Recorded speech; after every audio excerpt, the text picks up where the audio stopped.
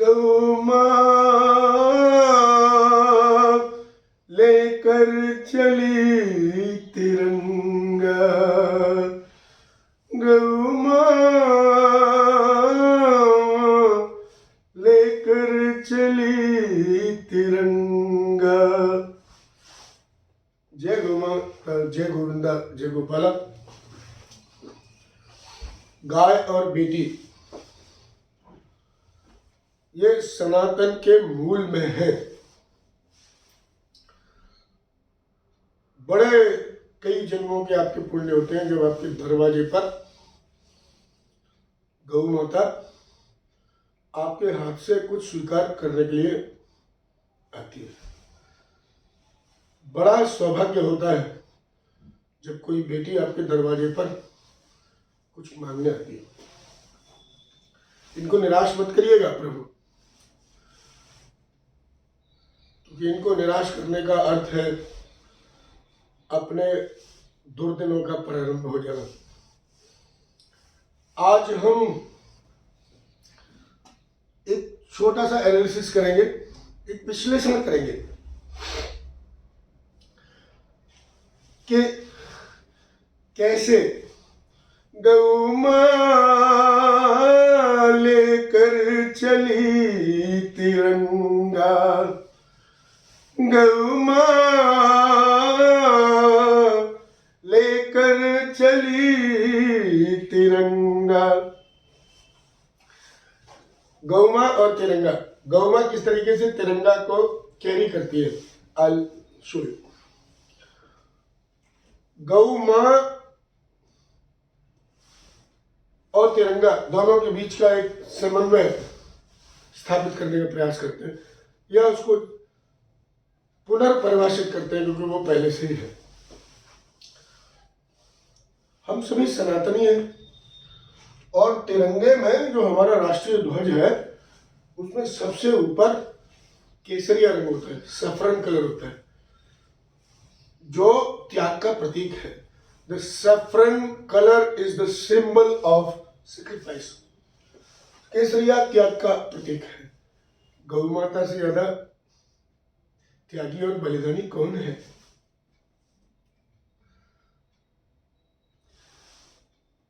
आप कैसे भी करिए प्रभु, उसकी कृपा तो आपके ऊपर है। जब तक दूध देती है आप अपने घर में रखते हो, दूध नहीं देती है उसकी अपेक्षा करते हो, उसे बाहर निकाल देते हो, उसके बाद में भी लौट लौट कर आपके घर आती है। अब डंडे मारकर भगाते हो फिर आती है। आप उससे माँ मानो या ना मानो, लेकिन वो तो आपको बेटा मानती है ना। अब माँ से ज्यादा त्याग, माँ से ज्यादा बलिदान इस पूरे ब्रह्मांड में कोई नहीं कर सकता। So the saffron colour of the tricolor flag or the national flag of our country, गौ माता से रिलेट हो गया ना। नाउ लेट अस कम।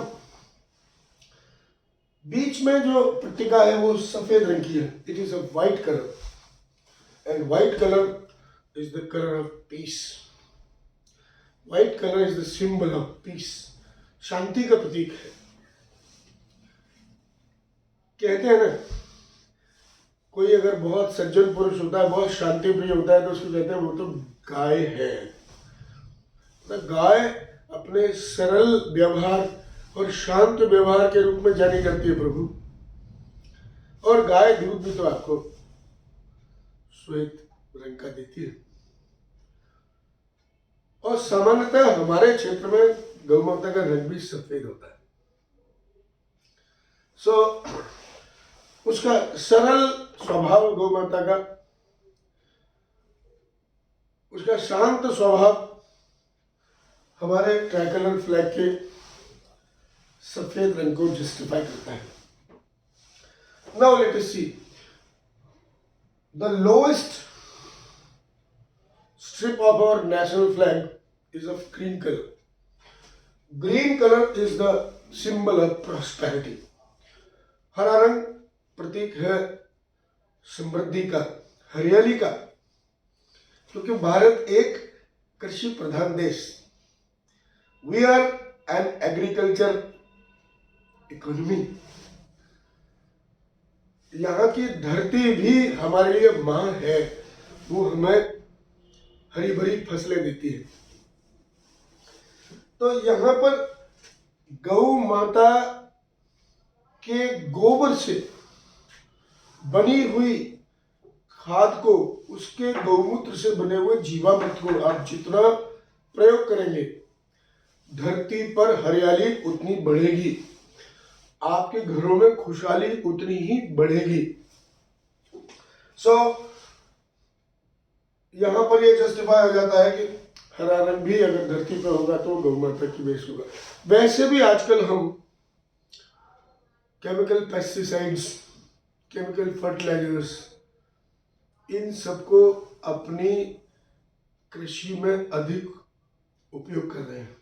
उसके कारण हमारी जो फसलें उस जमीन से आ रही हैं, उन सब में केमिकल रेजिड्यूज हैं जो हमें नाना प्रकार की बीमारियां पैदा कर रहे हैं। और एक बात और कहना चाहूँगा, हमारे यहाँ की जो उत्पाद हैं, कृषि उत्पाद, वो विदेशों में अपना स्थान नहीं बना पा रहे हैं। कारण यह है कि वो उनके स्टैंडर्ड्स को मीट नहीं कर रहे हैं। यहाँ पर केमिकल रेजिड्यूज ज़्यादा है, पेस्टिसाइड रेजिड्यूज ज़्यादा है। इवन और बात करें कि इसी तरीके से उगाया हुआ यदि चारा है, if we have grown a fodder based on chemical fertilisers and pesticides, तो उस चारे को खाने के बाद जो गौ माता का दूध है, वो भी, उसमें भी पेस्टिसाइड रेजिड्यूज पाए जाते हैं। तो इससे छुटकारा पाने का तरीका क्या है? धरती को ज़्यादा हरा भरा करना है, हमें सुख समृद्धि में रहना है। तो क्या करना है? अपनी भूमि पर, कृषि भूमि पर हमें गौ माता के गोबर से बनी हुई, चाहे वो कंपोस्ट खाद हो, चाहे वो वर्मी कंपोस्ट हो, चाहे गौमूत्र का जीवामृत हो, उनका प्रयोग कर रहे हैं प्रभु। यदि आप उनका प्रयोग करेंगे तो निश्चित रूप से हमारी धरती हरी भरी रहेगी। उससे पैदा होने वाले जो उत्पाद है वो गौमय होंगे, वो विशुद्ध, शुद्ध होंगे, दिव्य होंगे, भव्य होंगे, हेल्दी होंगे, स्वास्थ्यवर्धक होंगे, जो हमारे तन और मन दोनों को स्वस्थ रखेंगे। गौ माता का अगर हम दूध पिएंगे, गौ माता अपने घर में रखेंगे, तो आपका स्वभाव शांत रहेगा, आपका ब्लड प्रेशर नहीं बढ़ेगा। Cow cuddling and cow communication, गाय के साथ संवाद और गाय के गले लगना, ये दो घटना ऐसी हैं जो आपको ध्यान में पहुंचा देती है। गौ माता के हृदय की धड़कन हमसे थोड़ी सी कम, और गौ माता के शरीर का तापमान हमसे थोड़ा सा ज्यादा। ये दोनों ही स्थितियां साधकों के योग की अवस्था में, ध्यान की अवस्था में आती हैं। तो कितना सुंदर यदि आप गौ माता को गले लगाते हैं या उसके साथ में बात करते हैं, संवाद करते हैं, भाव से संवाद करते हैं, आपका ब्लड प्रेशर एकदम से नीचे आता है। आपको केमिकल टैबलेट्स लेने की आवश्यकता नहीं है प्रभु। और निरंतर रूप से अगर आप उनके साथ रहेंगे तो आप देखेंगे कि आप गौमय हो जाएंगे, आपका स्वभाव भी गाय जैसा हो जाएगा, आपको क्रोध आना बंद हो जाएगा, क्योंकि आपका बीपी नहीं बढ़ेगा। तो ऑफ कोर्स गौ माता से हम त्याग और बलिदान का भाव भी अपने अंदर स्थापित करने में सफल होंगे। बीच में 24 तीलियों वाला चक्र, 24 तीलियां जो इसके 24 जो स्पोक्स हैं इन दिस चक्र, ये हमें निरंतर 24 घंटे काम करने के लिए संदेश देते हैं। We are bound to work 24 hours a day so that our country can march on the path of development, on the path of prosperity, on the path of safety, on the path of competence in global market.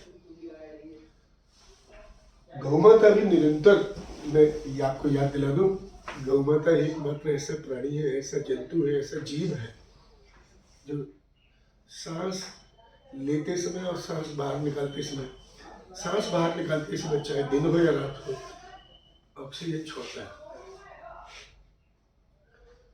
तो ये गौ माता जो है वो 24 घंटे आपके लिए ऑक्सीजन छोड़ रही है। पेड़ पौधे माइंडेड केवल दिन में ऑक्सीजन लिबरेट करेंगे फोटोसिंथेसिस से, लेकिन गौ माता के पास एक ऐसा मैकेनिज्म है कि वो ऑक्सीजन दिन और रात दोनों में छोड़ती है।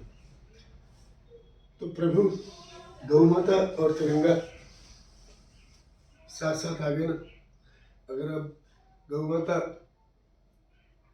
को तिरंगा लेकर जाते हुए देखिएगा तो फिर अब आपके मन में कोई विस्मय जैसी स्थिति नहीं रहेगी ना। इसलिए एक बार पुणे गाते हैं, गौ मां लेकर चली तिरंगा, गौ मां लेकर चली तिरंगा, जा में समाए सारे देव हैं, जहाँ में समाए सारे देव हैं, चरणों में पावन गंगा, गौ मां लेकर चली तिरंगा, गौ मां लेकर चली तिरंगा। आज के लिए मैं आपसे विदा लूंगा। आपका बहुत बहुत आभार, आप मेरे साथ रहे। आपका दिन बहुत बहुत मंगलकारी हो, गौ माँ हो, गौ माँ की कृपा पर बनी रहे। जय गौ माता, जय गोविंदा, जय गोपाल।